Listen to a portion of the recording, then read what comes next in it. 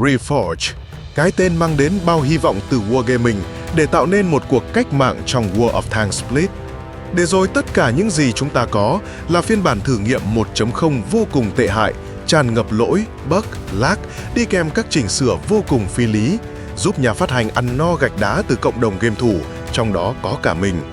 Và sau bao ngày chờ đợi, sau cả đống video và bài viết giới thiệu, quảng cáo đủ kiểu, cuối cùng thì hôm nay, ngày 29 tháng 5, bản test 2.0 của Reforged đã chính thức mở cửa. Chăm nghe không bằng một thấy, hãy cùng mình trải nghiệm phiên bản mới này xem có gì đặc sắc. Và câu hỏi lớn nhất là, liệu nó có đủ tốt để xóa đi những ác cảm của người chơi về phiên bản trước, cũng như cứu vãn tương lai đang lao dốc của tựa game xe tăng đỉnh đám một thời? Không mất nhiều thời gian nữa, hãy cùng bắt đầu ngay thôi nhé! Bạn là một tăng thủ chín hiệu, bạn không chỉ thích chơi game mà còn muốn sở hữu những cỗ máy chiến tranh này ngoài đời thật. Hãy đến ngay với Shop 3D Nozzle Thủ Đức. Mô hình được in 3D với tỷ lệ chính xác cao, đi kèm là màu sơn camo cực kỳ chi tiết. Mẫu mã đa dạng cho các bạn tha hồ lựa chọn. Còn nếu bạn là một con nghiện gacha, Shop cũng có luôn gói Lucky Box mà đảm bảo là 100% ra xe chứ không hên xui 5% như trong game đâu nhé. Thay vì đốt cả núi tiền đu event trong vô vọng, hãy tậu luôn vài chiếc mô hình trang trí cho góc chơi game của bạn, đảm bảo vô trận Stalindo. Quốc trưởng phù hộ liền. Ấn follow Shop ngay để nhận được nhiều voucher khuyến mại hấp dẫn. Link sẽ được mình để dưới phần bình luận nhé. Để trải nghiệm thì các bạn cần phải đăng ký test trên trang chủ của Wargaming.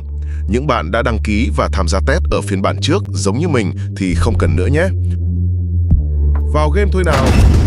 Quả giới thiệu hoành tráng đấy, mình sẽ không bỏ qua để các bạn được xem chi tiết nhất.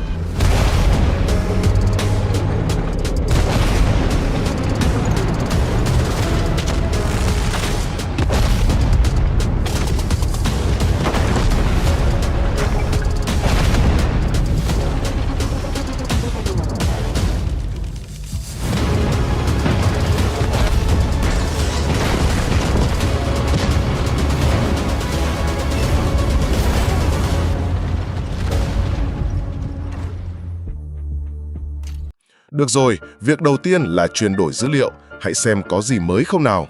Số lượng xe tăng mình có được giữ nguyên, đi kèm với chỉ số không đổi. Tiếp theo sẽ hơi khác này. Các quốc gia đã được đổi thành set. Lý do vì sao mời các bạn xem video trước của mình nhé. Kinh nghiệm tự do đổi thành thẻ kinh nghiệm để nâng cấp set. Kinh nghiệm Elite, thứ bạn kiếm được khi chơi các xe Premium hoặc xe đã nâng cấp tối đa, được chuyển thành một loại điểm để đổi quà trong sự kiện. Cái này sẽ nói sau. Ngày Premium giữ nguyên nhưng thẻ thì bị kích hoạt ngay.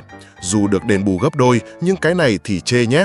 Với những bạn nghèo phải tiết kiệm từng cái thẻ giờ Premium, khi nào vào chơi mới dám dùng thì đây rõ ràng là một sự ăn cướp. Bạc được cho nhiều hơn, camo và clan không đổi. Kinh nghiệm tự do đổi thành kinh nghiệm chỉ huy. Kỹ năng kíp lái cũng biến mất và đổi thành cái khác không được hiển thị rõ ràng. Cuối cùng thì mình đạt level 195 kèm 30 chìa khóa để mở set. Mình không thích cái level này một tí nào. Game chiến tranh gì mà nghe cứ như võ lâm truyền kỳ vậy hả Wargaming?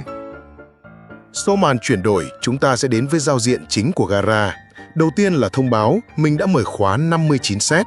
Các xe cấp thấp từ 1 đến 3 sẽ bị đưa vào khu vực riêng gọi là Vintage. Cấp xe vẫn giữ nguyên là 7. Ô kìa, thế còn lời hứa trả lại 10 cấp độ của tôi đâu rồi? Đây là sơ đồ công nghệ mới của game, hơi khó nhìn đúng không? Bản thân mấy cái set này cũng chữa đựng đầy bất ổn. Trong video thì nhà phát hành hứa hẹn sẽ tinh chỉnh lại các xe để set trông hợp lý hơn. Vậy mà vừa vào game, đập ngay vào mắt mình là một cái set Trung Quốc. Nguyên một dàn BZ tự nhiên lại lòi đâu ra hai con xe xanh, chả ăn khớp gì vào đây. Lưu ý các bạn nhé, một số xe Premium hoặc siêu tập các bạn có thể mua ngay bằng vàng sau khi mở khóa trong set.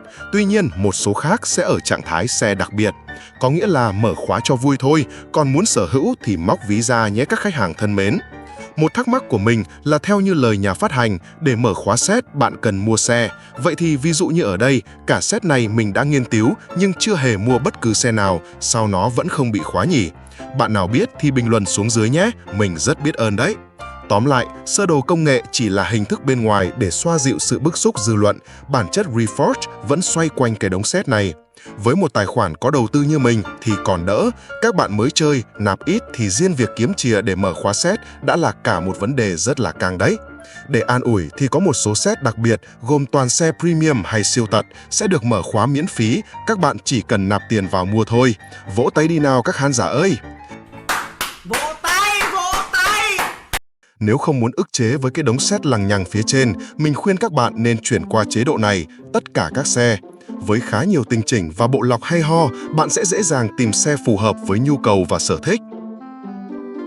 Thứ lớn nhất cần góp ý ở mục này có lẽ là thiếu phần tìm xe theo cấp độ. Ví dụ, mình chỉ muốn chơi xe cấp 8 thì chịu thua, không có cách nào để lọc ra luôn. Đây không phải vấn đề quá khó, mình nghĩ sẽ sớm được thêm vào thôi. Sau phần xe tăng, hãy đến với thứ giúp Wargaming kiếm đủ gạch đá để xây nhà, hệ thống chỉ huy mới. Đập vào mắt người xem là anh chàng Duncan này đã ra dáng lính chiến hơn và trông già đạn hơn. Cô nàng Olivia, thứ từng được người chơi đem so sánh với Fortnite hay lửa chùa, giờ cũng đã có diện mạo khác. Nói không phải điêu chứ, nhìn bản cũ mình cứ nghĩ đến Harley Quinn trong series Batman là sao nhỉ? Có bạn nào giống mình không? Tiếp theo, chúng ta được tặng hai chỉ huy khác là Anthony và Lisa. Hai chỉ huy cuối cùng mình thấy đang bị khóa và chưa thấy tiết lộ cách để sở hữu, hy vọng đừng có bán bằng vàng hay bắt chơi sự kiện hút máu là được. À, mà để mình làm chuột bạch thí nghiệm cho các bạn xem nhé. Nếu muốn nâng cấp tối đa một chỉ huy từ vạch xuất phát đến cấp tối đa 20, các bạn cần khoảng 2 triệu kinh nghiệm. Bạn nào tài khoản mới xác định là cày còn mệt hơn là chơi game RPG nữa. Một điều mình phát hiện ra là các thông số tăng từ chỉ huy không thấy hiển thị trên xe. Ví dụ nhé, mình đang sử dụng chỉ huy Duncan với khả năng tăng sát thương trung bình mỗi phút. Khi đổi sang cô nàng Lisa tăng đến 40% ẩn dấu, các thông số trên xe vẫn y nguyên. Hy vọng đây chỉ là lỗi hình ảnh và mong sẽ sớm được khắc phục trong tương lai gần. Tổng kết lại thì chỉ huy mới có vẻ ổn hơn so với phiên bản trước, tuy nhiên mình vẫn khuyến cáo các bạn bỏ giọng đám này đi và thay vào tiếng nói quốc gia như cũ, nghe hay hơn nhiều. Xe tăng trong game này đã nhận một đợt thay đổi lớn về trạng thái. Ý mình ở đây là tình trạng lãi hóa. Các xe tăng vàng hay premium có mức lãi hóa cấp 7 sao là cao nhất. Các xe xanh hay xe siêu tập, nếu bạn đã có sẵn cũng được hưởng chung quyền lợi. Tuy nhiên, nếu sau cập nhật bạn mới mua thì sẽ chỉ ở cấp 3, tức là 5 sao. Muốn lên cấp thì phải tốn thêm vàng đấy nhé. Trang bị cho xe trước khi vào trận cũng có sự khác biệt. Đầu tiên là ngụy trang, tuy được nói là giữ nguyên nhưng cách hiển thị trông rối mắt hơn nhiều. Với đống ngụy trang lên đến cả trăm cái mà mình đang có thì kéo đến bao giờ mới hết đây hả trời? Ở phần ô thiết bị, hai mục riêng đã gộp chung vào làm một, tạo nên một số thay đổi nhỏ. Ví dụ, ở đây chính là phần vật phẩm ở bạn cũ, tuy nhiên thay vì được tận 3 ô trang bị thì nay bạn chỉ được chọn một. Mục đạn sẽ nhận một sự thay đổi lớn, giờ đây đạn thường và nổ mạnh sẽ được cho không giới hạn, bắn thoải mái vì nó hoàn toàn miễn phí. Chỉ có đạn thường sẽ bị giới hạn mang theo, với những bạn có bạc dư giả thì mình khuyên cứ cầm tối đa đi để spam cho sướng. Bạn nào nghèo thì thôi, đừng nghe theo kẻo còn đúng cái nịt. Vật phẩm tiêu thụ là một điểm cộng lớn vì bản trước Wargaming tính hút máu bằng cách ra một loại tiền tệ mới để mua vật phẩm gọi là steel hay thỏi sắt, thứ đã bị chửi nhiều đến mức biến mất hoàn toàn ở phiên bản này. Ngoài ra, còn nhiều sự điều chỉnh khác về thông số hay thậm chí là thay đổi cấp độ của xe. Vì nó quá dài nên mình xin phép sẽ giới thiệu ở một video khác.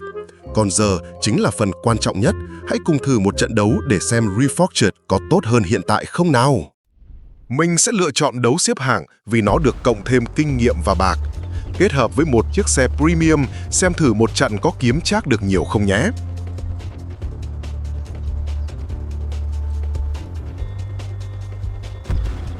Tìm trận khá là nhanh, nhưng thực ra bản test nên chủ yếu là bắn với bot. Thời gian tải trận đấu khá lâu, điểm này là chê nha.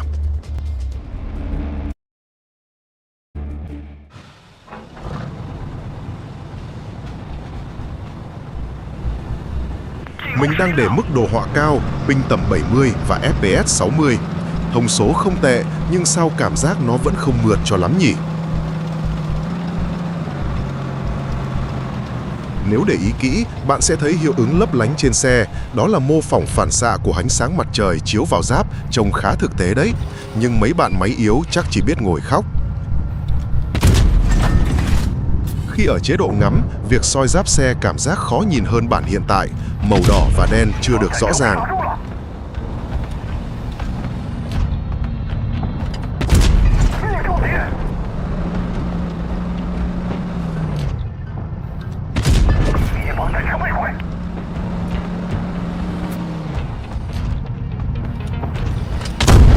Một phát bắn góc nhìn thứ ba và mình cảm thấy rõ ràng là có độ trễ nhất định khi khai hỏa làm viên đạn bị chệch hướng. Khai hỏa từ phạm vi 200m và mình vẫn không lộ. Bản này mà cầm ly xa trên pháo chống tăng thì địch đố mà soi thấy được luôn.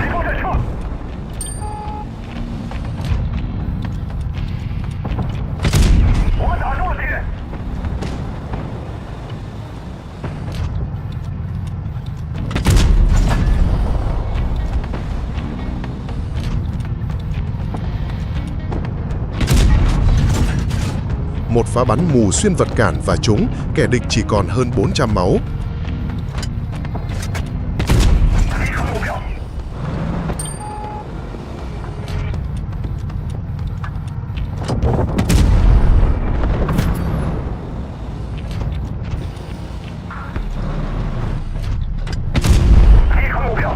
Xông lên kết thúc trận đấu thôi.